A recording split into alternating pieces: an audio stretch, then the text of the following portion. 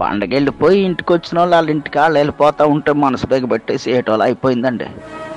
పరాసుకాయలు ఆడుకుంటా వాళ్ళ కూడా మాట్లాడుకుంటా ఆనందించినంత సేపు పట్టలేదని క్షణాల్లో గడిచిపోయే రోజులు. భీమవరం పందింకోళ్ళు పంది అయ్యాక పచ్చడెట్టేసినట్టు బంధువులు వెళ్ళిపోతూ ఉంటే దుఃఖంతో మనసు పచ్చడి చేసినట్టు అయిపోయింది. మళ్ళీ వీళ్ళంతా ఎంతకాలానికి వస్తారు?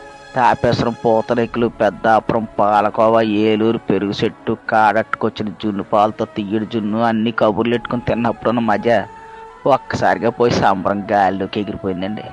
కళ్ళకి మసకేసి చీకటి కమ్మినట్టు అయిపోయిందండి.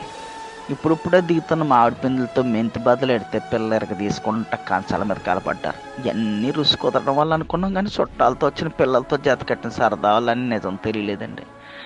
అదే పచ్చడి పుట్టెడితే బొడ్డోళ్ళు ఎవరికి కంచం వైపు రావట్లేదు. చాలా కాలం తర్వాత వచ్చిన ఆడబిడ్డలు కళ్ళు నీళ్ళు ఎట్టుకుంటూ ఇంటికి వెళ్ళేటప్పుడు కాళ్ళకి దండాలు ఎడతా ఉంటే లోపలికి ఎక్కేసినట్టు అనిపించిందండి.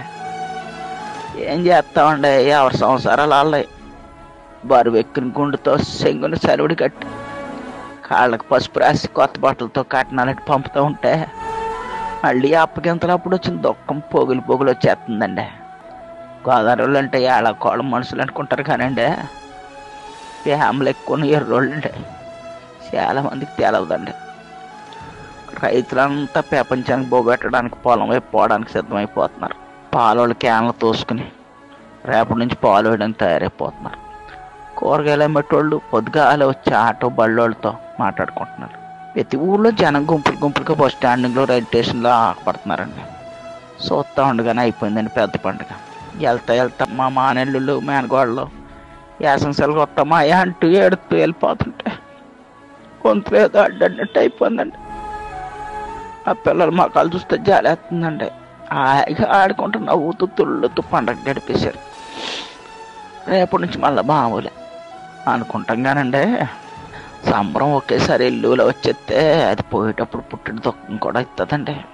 క్షణంలో గోదావరి చూడాలంటే మీరు రాజమండ్రి వెళ్ళక్కలద్దండి. మనుషులు కళ్ళు చూస్తే చాలండి, ప్రతి మనుషులను 3 గోదావరి కనిపిస్తాయి.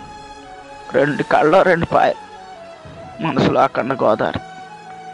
ఎంత బాధ వచ్చినా తప్పదు కదండి. రోజులు గడాలంటే మళ్ళీ అందరూ ఎవరి పనిలో కళ్ళు వచ్చేయాలి. ఉంటానండి. దేవుడు మనందరికీ మంచి అని కోరుకుంటాం.